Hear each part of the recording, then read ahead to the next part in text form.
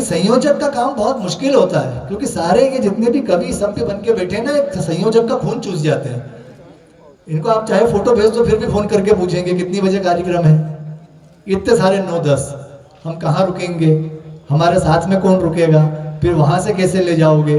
तो 4 दिन तक 5 दिन तक इन सबके इतने सारे प्रश्नों को झेलना और बिल्कुल अच्छे से उन्हें उत्तर देना, ये बड़ा काम होता है जो सौरभ ने किया है। और इस आयोजन को बनाने में, इसको सजाने में और आप सब लोगों को यहाँ तक लाने में इसने अपनी एक बड़ी भूमिका निभाई है। ये ओज का कवि है। और श्री कृष्ण जी कहीं लिखते हैं, श्री कृष्ण सरल जी की सिसकियों पे अब किसी अन्याय को पलने न दूंगा। ये भूमिका है इस कवि की सिसकियों पे अब किसी अन्याय को पलने न दूंगा, जुल्म के सिक्के किसी के मैं यहाँ चलने न दूंगा, खून के दीपक जलाकर अब दिवाली ही मनेगी, इस धरा पे दिलों की होलियां जलने न दूंगा।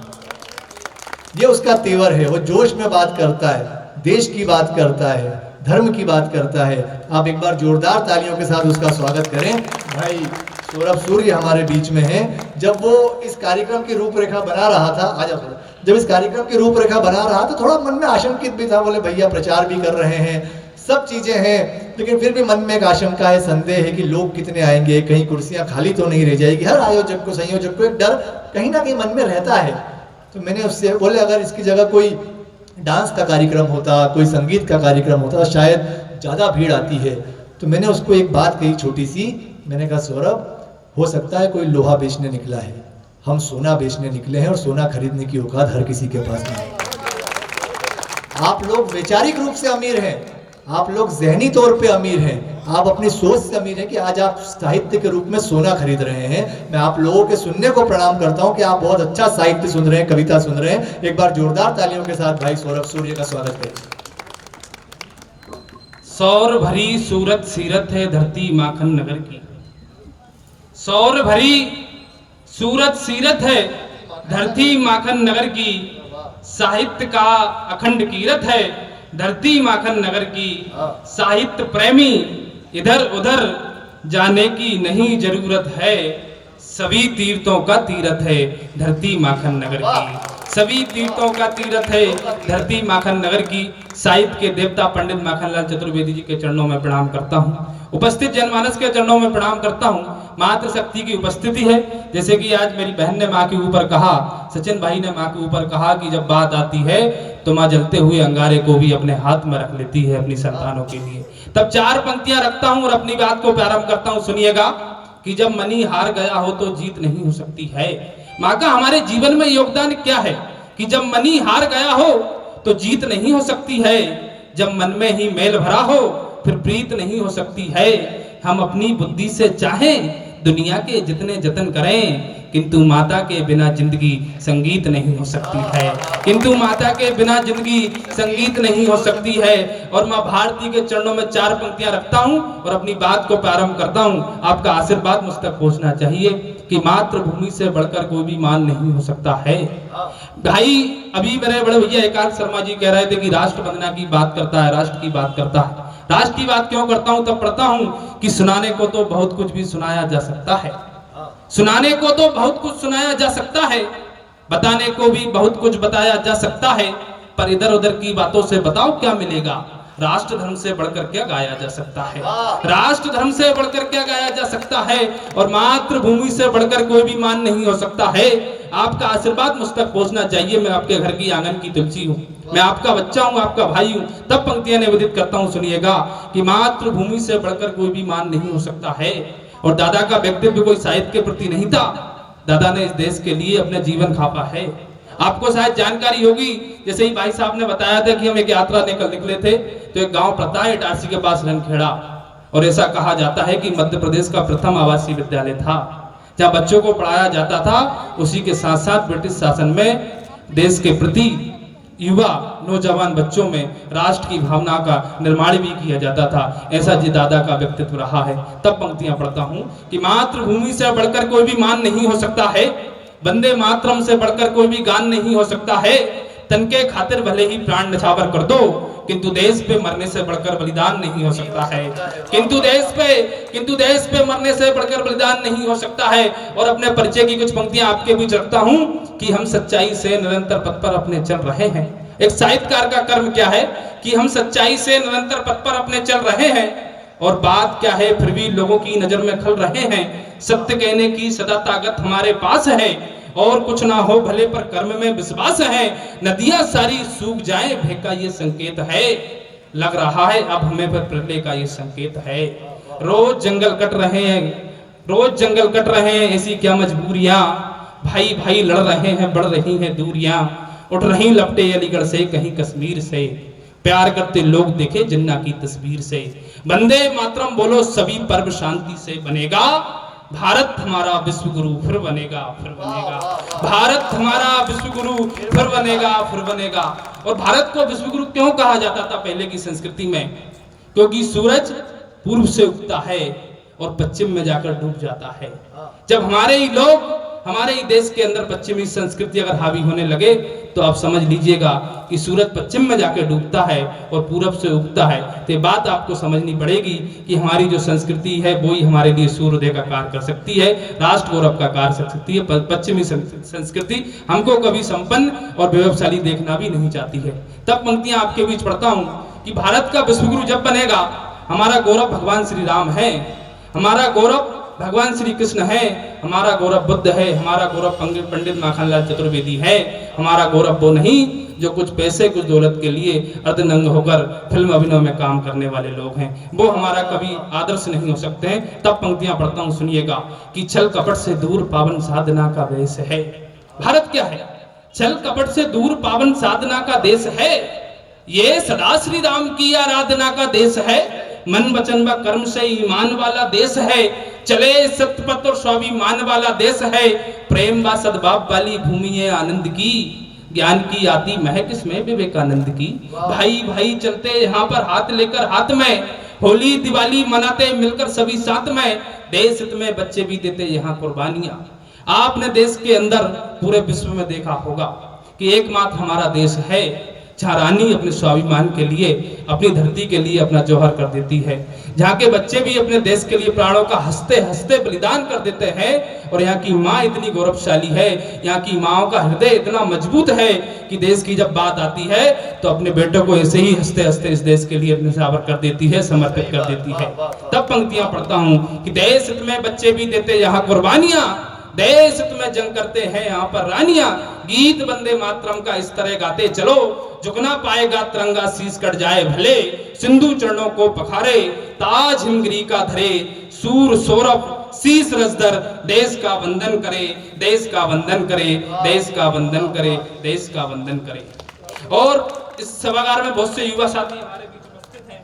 मेरे बड़े भाई हरि यादव जी उपस्थित है, राम सिंह जी है, मेरी बहन अर्चना पुरोहित जी, भाभी जी, हमारे जिला पंचायत सदस्य उमेश यादव जी थोड़ा लेट आए, या हम ये कह सकते हैं कि हमने कार्यक्रम लेट शुरू किया, आप समय पर आए, आपका हार्दिक अभिनंदन है।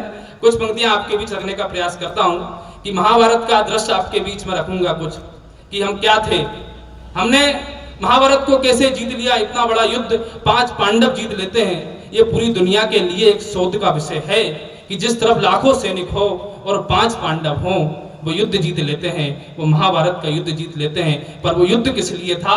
वो युद्ध अधर्म पे धर्म का युद्ध था। इसलिए आप इस बात का ध्यान रखना, जब जब देश में अधर्म बढ़ेगा, कुछ घटनाएं इस देश में अभी घटित हो रही है, इशारे में कुछ बात कर रहा हूं, पर एक बात है, आखिरी में विजय धर्म की होगी, अधर्म की कभी विजय नहीं हो सकती है। तो मेरे युवा साथियों से आग्रह है कि जीवन में कुछ छोटी मोटी सफलता के लिए अधर्म के रास्ते पर कभी मत जाना, धर्म का ही रास्ता करना, क्योंकि हो जाए अपना भी नाम जग में, कुछ ऐसा भी काम करो, जब तक ना मिल जाए सफलता तब तक ना विश्राम करो। भले ही मार्ग कठिन होगा पर अपने पथ से नहीं भटकना, प्रेम से मिलने सब आतुरों ऐसा खास मुकाम करो, प्रेम से मिलने सब आतुरों ऐसा खास मुकाम करो। और कुछ पंक्तियां आपके बीच रखता हूं, सुनिएगा कि देश धर्म बड़ा धर्म और कोई दूजा नहीं। देश के अंदर धर्म क्या है हमारा, कि देश धर्म बड़ा धर्म और कोई दूजा नहीं। सीना तान सीमा पर खड़े हनुमान है, हौसलों से जीती जंग हथियार रहे मौन, सारी दुनिया में बड़ा भारत का मान है, शस्त्र शास्त्र दोनों का ही भंडार है भारत में, हमको दोनों पर ही बड़ा अभिमान है। ज्ञानवान गुणवान हौसलों से भरपूर, शहीदों की माटी है ये भारत महान है, शहीदों की माटी है और भारत महान है।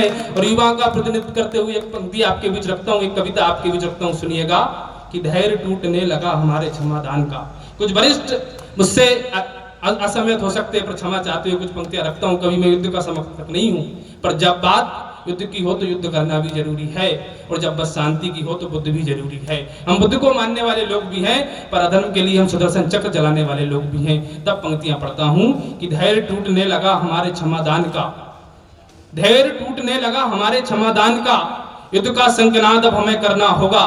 विश्व चाहता है भारत की सघन परीक्षा, चाणक्य को अब हमें याद करना होगा। गुरु द्रोण से शिक्षा पा गांडीव हमारा, समरा नल के लिए तीव्र टंकार रहा है। भीम हमारा दुर्योधन का वध करने को सीमाओं पे नरसिंह सा हुंकार रहा है। ज्ञान कह रहा हमसे कि रण से पहले दुनिया को हम गीता का आभास करा दें। युद्ध महाभारत का कैसे जीता हमने, भारत अजय अजयता का विश्वास करा दें। कहो विश्व से ये सूर्यवंश का भारत दशकंदर को जाकर लंका में मारा था। 100 अपराध क्षमा कर हमने शिशुपालों को चक्र उठाकर भरी सभा में संहारा था। अब भारत वो नहीं कि जब तुम चढ़ाए थे, कुछ घटनाएं देश में ऐसी हुई है कि अब भारत वो नहीं कि जब तुम चढ़ाए थे, और पंचशील का नारा देकर आगे बढ़ाए थे। अब भारत के मन में चोर नहीं है, अब नए युग का भारत कमजोर नहीं है। अब नए युग का भारत कमजोर नहीं है, अब नए युग का भारत कमजोर नहीं है। और नए युग का भारत कमजोर क्यों नहीं है? इसके पीछे किसी साहित्य का योगदान हो सकता है, किसी राजनीति का योगदान हो सकता है, किसी व्यक्ति का योगदान हो सकता है, किसी व्यापारी का योगदान हो सकता है, पर इसके पीछे उन लोगों का योगदान है जिन्होंने अपने प्राणों का बलिदान इस देश के लिए हंसते हंसते दे दिया। ये उस समय की बात है जब लोग ब्रिटिश शासन के खिलाफ बोलना तो छोड़ो, उनके सामने आंख से आंख मिलाकर बात करने की ताकत उन लोगों में नहीं होती थी। तब आप और मेरे जैसा एक युवा था जिसने पिताजी को देखा कि पिताजी फसल बो रहे हैं और उसमें से गेहूं की बालियां निकलती है, तो उसने बंदूक बो दी। सोचिए एक छोटे से बच्चे के मन में क्या आया होगा कि उसने बंदूक बो दी और उसके पिताजी ने उससे जब पूछा कि बेटा बंदूक तुम क्यों बो रहे हो, तो उसने कहा पिताजी एक बंदूक से 10 बंदूकें पैदा होगी और मैं इस देश से ब्रिटिश शासन के, इस अंग्रेज शासन को मुक्त कराने का कार्य करूंगा। मैं नाम नहीं ले रहा हूं, अगर मेरी शब्द की साधना के अंदर उस व्यक्तित्व का, उस राष्ट्र पुरुष का, मेरे आदर्श का चरित्र आपकी आंखों के सामने आ जाए तो आपकी तालियां मुझ तक पहुंचना चाहिए आशीर्वाद के रूप में। तब पंक्तियां पढ़ता हूं कि जिसने सर पर बांधी पगड़ी बा पगड़ी का मान रखा, जिसने सर पर बांधी पगड़ी बा पगड़ी का मान रखा, पगड़ी के ही साथ साथ में मातृभूमि का ध्यान रखा, और हो भारत आजाद यही अर्जुन सा सदा निशाना था। माता पिता सभी रिश्ते में उसने भारत माना था, मातृभूमि के कड़कड़ से उसने ऐसा नाता जोड़ा। असेंबली में घुसकर जिसने दुश्मन पर था बम फोड़ा, उस नर नाहर भगत सिंह ने फांसी दंड सजा पाई। हंसते हंसते फांसी झूला, चेहरे शिकन नहीं आई, अंतिम सांसों तक जिसका लक्ष्य वंदे मातरम बोला था। गूंजा जन जन में जिससे ही रंग दे बसंती चोला था।